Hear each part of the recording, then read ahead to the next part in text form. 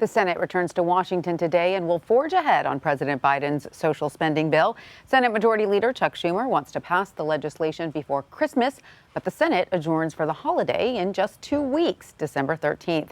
It's a tight deadline, and Democrats still have to get moderate Senators Joe Manchin and Kyrsten Sinema on board. Both have threatened to derail the plan. Democrats cannot afford to lose a single vote. Lawmakers are also facing 2 December deadlines: funding the government and raising the debt ceiling. Congress has until Friday to fund the government or face a shutdown. As for the debt ceiling, Treasury Secretary Janet Yellen says the government could reach its limit by December 15th. Lawmakers need to vote to raise the debt ceiling before the U.S. defaults on its debt. Joining me now is CBS News congressional correspondent Nikole Killion. Hi, Nikole. So, boy, that's a lot of deadlines for Congress to meet, and they're happening pretty quickly. What's the likelihood of getting the president's social spending bill done before the holidays?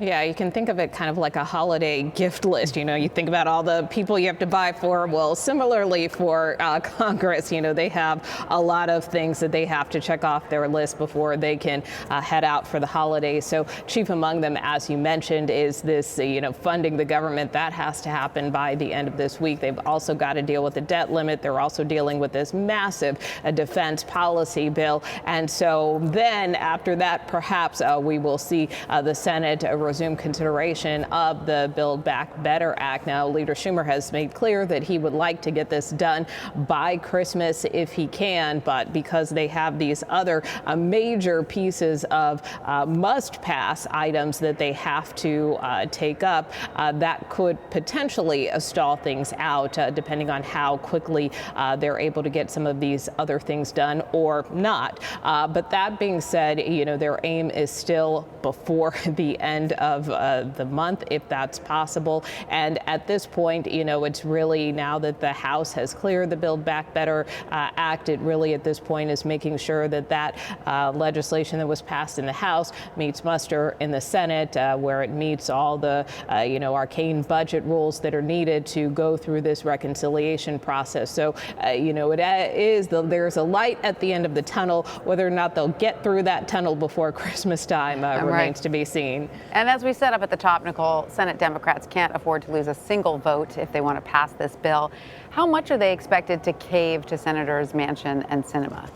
Well, look, a number of concessions have already been made with this bill, most namely the price tag, which was in part something that Senator Manchin had pushed for, getting that price tag closer to a 1.5, 1.75 range. And that's basically roughly where they're at now. But look, certainly Senator Manchin has probably been the more vocal of the two senators in terms of expressing concerns about the price tag, about the impact on inflation, about the impact on the economy. He has suggested many times over that there should be a strategic pause, perhaps even taking up this legislation next year. But at the end of the day, other Democrats say that he continues to be someone who is operating in good faith, remains at the negotiating table. And look, there are other things that senators want. A lot of focus is on Senator Manchin and Senator Sinema, but there's also folks like, Senator Sanders, who has expressed concerns about, for instance, there was a state and local tax deduction. That was something that was put into the House bill. That is something that he doesn't necessarily agree with, because he feels that that kind of gives too much of a break to wealthier Americans. And so, there are some issues that other senators have with this bill, but by and large, they are mostly in agreement. It's really just kind of fine-tuning this bill to get it to a point where it can clear the Senate. Right. And, speaking of funding the government, there are a couple of ways Congress could fund the government by Friday. One is, of course, the big omnibus spending bill. Another is a continuing resolution that would fund the government for a few months while Congress finishes up the main bill. Nikole, what does it appear to be? Which of these scenarios appears to be the most likely?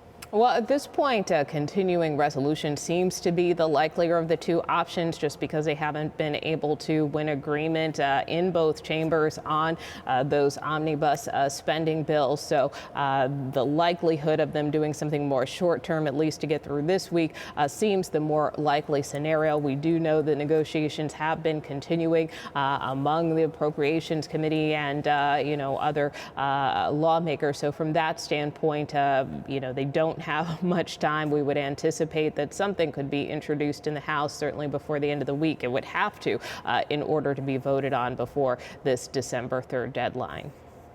All right, Nikole Killion on Capitol Hill, thank you so much. You bet.